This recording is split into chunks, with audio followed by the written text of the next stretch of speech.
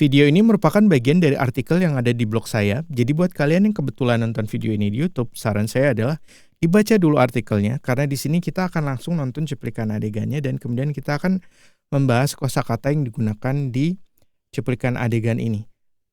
Takutnya nanti kalian bingung langsung karena nggak ngikutin dulu dari awalnya gitu. Link menuju artikelnya saya berikan di kotak deskripsi yang terletak di bagian bawah dari video ini. Kalau begitu, yuk langsung aja kita lihat ke layarnya. Cuplikan adegan yang akan kita tonton ini saya ambil dari film Prison Break. Ini saya lupa nontonnya di mana ya? Di Netflix atau di Prime Video ada nih. Di Prime Video atau di Disney Hotstar ya dulu. Gitulah pokoknya. Oke, nah ini artikelnya.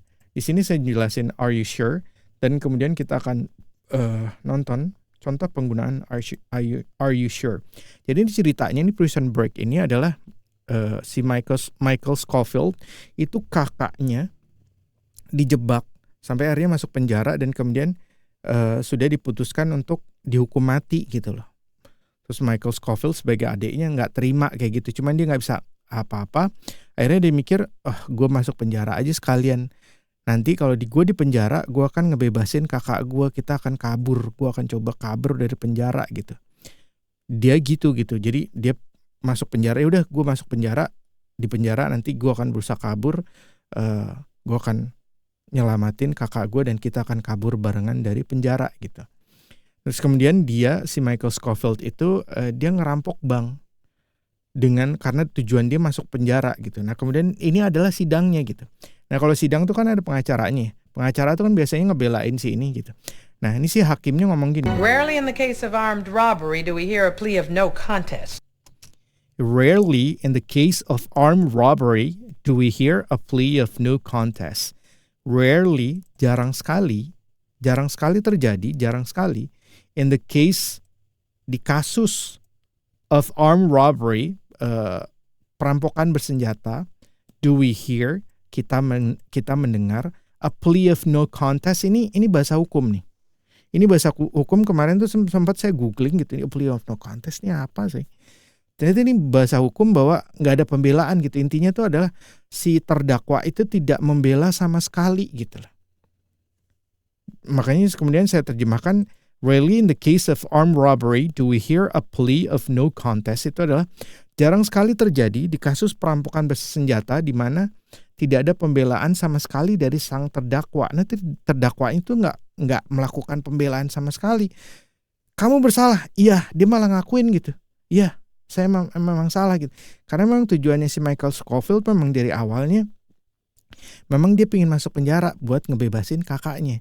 Dan dia nggak ngasih tahu siapa-siapa, bahkan ke pengacaranya juga nggak tahu tentang hal ini, sehingga pengacaranya bingung di sini. Terus hakimnya ngomong, Are you sure about this, Mr. Scofield? Are you sure about this? Are you sure? Apakah Anda yakin? Karena ini konteksnya formal sekali ya, makanya kemudian saya terjemahkan jadi apakah Anda yakin, bukan apakah kau yakin, karena ini kan formal sekali loh. Itulah kenapa kemudian saya terjemahkan menjadi Anda. Kalau kita di formal kayak gini pasti gak mungkin apakah kau yakin dengan hal ini. Pasti apakah Anda yakin dengan hal ini. Bapak, Tuan Scofield, Bapak sih. Oke, kalau orang Indonesia gitu. Apakah Anda yakin dengan hal ini Bapak Scofield? Are you sure about this? Apakah Anda yakin? Tapi kalau ngomong ke teman, are you sure?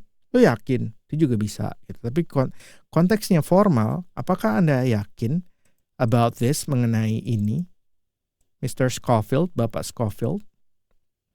Nah, terus kemudian si Scofieldnya, Michael Scofield bilang, I'm sure, Your Honor. I'm sure, Your Honor. Saya yakin, Yang Mulia. Your Honor, we'd like to recess if we could. Tuh. Nah, ini pengacaranya bingung gitu. Your Honor, Yang Mulia, we'd like, ini bisa singkatan we had, bisa singkatan we would. Yang mana coba?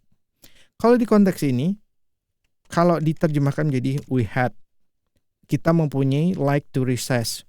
Kita mempunyai ingin istirahat, if we could, aneh. Ini berarti di sini we would. With-nya tuh adalah we would. Okay? We would like to recess if we could. kita yang mulia kalau bisa kita meminta istirahat dulu gitu, recess. Kalau bisa kita meminta istirahat dulu gitu. Yang mulia kalau bisa saya meminta istirahat terlebih dahulu gitu. Kalau bisa kami meminta istirahat dulu gitu. My client's a bit confused at the moment. My klien saya a bit confused. Sedikit bingung at the moment saat ini. Ya karena dia gak ada pembelaan sama sekali, aneh kan gitu, udah terdakwa gitu, mau dimasukin penjara terus gak ada pembelaannya, malah senang banget masuk penjara kan aneh. My client's a bit confused at the moment. Klien saya agak sedikit bingung saat ini. Terus langsung si Michael Scofield bilang, I'm not your honor. Not your honor.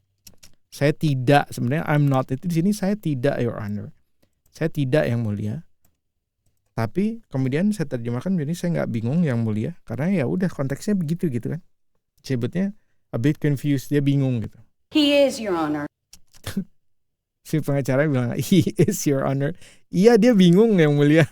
He is dia bingung yang mulia gitu. Perhaps you should heed your Itu hakim yang ngomong. representation's advice. Perhaps you should heed. Oke, kita dengerin lagi. Advice. Heed your representation. Perhaps you should heed your representation's advice. Perhaps you should heed your representation. Perhaps you should heed your representation's advice. Mungkin, perhaps you should, Anda perlu.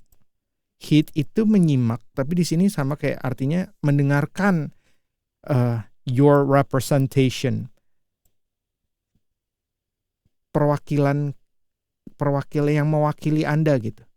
Saran yang mewakili Anda gitu. Yang mewakili si Michael Scofield di sini siapa? Pengacaranya. Makanya saya gunakan pengacara. Mungkin Anda perlu mendengarkan saran dari pengacara Anda gitu. Take some additional time to consider your response. Take some additional time to consider your response. Take some, ambil beberapa waktu tambahan, additional time, waktu tambahan, to consider, untuk mempertimbangkan, your response, respon Anda gitu. Mungkin Anda perlu mendengarkan saran dari pengacara Anda. Take some additional time to consider your response. Coba Anda luangkan beberapa waktu untuk memikirkan kembali respon Anda ini. Terus kemudian Scofield dengan cepatnya I've already done that, Your Honor. I've already done that, Your Honor. Makanya bingung kan, si pengacaranya langsung bingung, mukanya teng gitu, I've already done that. Ini singkatan dari I have already done that. Saya sudah melakukan hal tersebut gitu. I have already done. Saya sudah melakukan hal itu, yang mulia. Saya sudah memikirkannya, yang mulia gitu. Dia langsung, pengacaranya langsung, lu gimana sih? Ini gue ngebantuin lu buat nggak dihukum, setidak-tidaknya hukumannya jauh lebih ringan ya. Dia malah pingin masuk, ngakuin udah gue pasti masuk, dia malah pingin cepet-cepet masuk penjara, kan aneh gitu. Oke, nah saya rasa sekian dulu sharing dari saya. Semoga bisa bermanfaat buat kalian, dan saya senang dengan pelajaran yang kayak gini karena kita bisa melihat contoh-contohnya gitu langsung. Oh di sini, karena satu kata yang sama itu bisa beda artinya kalau konteksnya beda dan situasinya berbeda gitu. Di bahasa Indonesia juga sama kayak gitu. Jadi kita perlu tahu dulu konteks dan situasinya sebelum kita menerjemahkan. Dan nanti kalian akan melihat kenapa saya menerjemahkan nggak kayak gitu kok, tiba-tiba kok jadi gitu, padahal nggak ada kata-kata itunya kok jadi seperti itu. Di sini saya menjelaskan kenapa saya menerjemahkan seperti yang saya terjemahkan seperti itu. Kalau gitu, semoga bisa bermanfaat. Talk to you soon and bye now.